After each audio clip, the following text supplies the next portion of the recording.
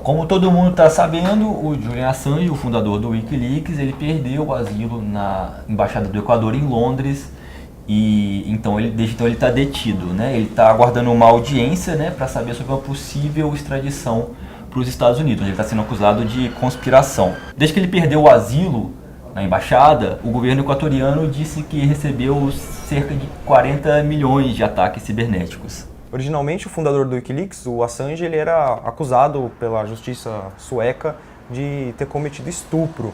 O inquérito sobre esse caso foi arquivado em 2015, mas a advogada da vítima está querendo reabrir esse inquérito depois da prisão dele recentemente. E a prisão foi feita por causa de outro inquérito, de outra investigação, né, Eduardo? O Departamento de Justiça americano acusa o Assange e a ex-analista de inteligência Chelsea Manning de vazar cerca de 700 mil documentos sigilosos, né? O que eles têm chamado de um dos maiores vazamentos de informação confidencial da história dos Estados Unidos.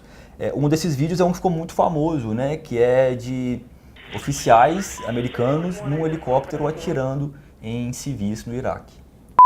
Tem uma proposta aí de marco legal que quer desburocratizar o mercado das startups que está sendo estudado aí desde o ano passado, né?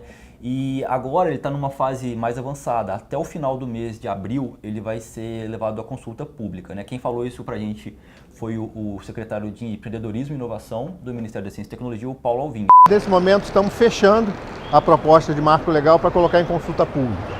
Ainda esse mês vamos colocar em consulta pública, devemos deixar por 15 dias, como é habitual. O que está se pensado é o seguinte, que hoje os investidores, quando entram numa startup, como eles têm uma categorização de sociedade, eles acabam assumindo riscos trabalhistas, o que não é justo. Ele é um investidor, ele não é um sócio.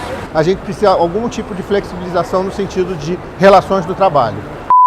Teve uma outra etapa anterior de discussão, de análise do contexto de empreendedorismo no Brasil, que foi um conselho ali, né? Um tipo de conselho. Uma série de reuniões assim, com entidades, né? Empresas, associações. Os dois ministérios, né? O de Ciência e Tecnologia e também o da Economia, advogados. Isso por quê? Porque eles estavam tentando discutir as questões que estão envolvendo as relações trabalhistas ali dentro, como que são as questões de compras públicas, investimentos, enfim. Tem toda uma questão ali envolvendo o contexto do empreendedorismo no Brasil. E por isso, agora nós estamos nessa segunda etapa que vai ser levada à consulta pública.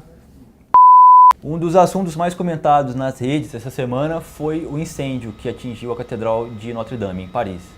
Todo mundo ficou muito chateado porque é um marco da arquitetura, durou mais de 8 séculos aí, mas tem uma salvação tecnológica que pode surgir por aí, né, Eduardo? A National Geographic fez uma reportagem em 2015 com um historiador, hoje em dia ele já é falecido.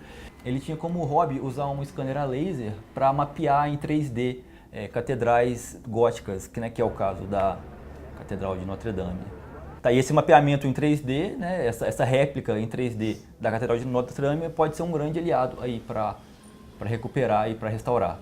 E outra coisa interessante é que um movimento social aí, um crowdfunding, essas vaquinhas virtuais, arrecadou mais de 600 milhões de euros para a reconstrução da catedral, que teve a sua torre principal danificada por conta do incêndio, né?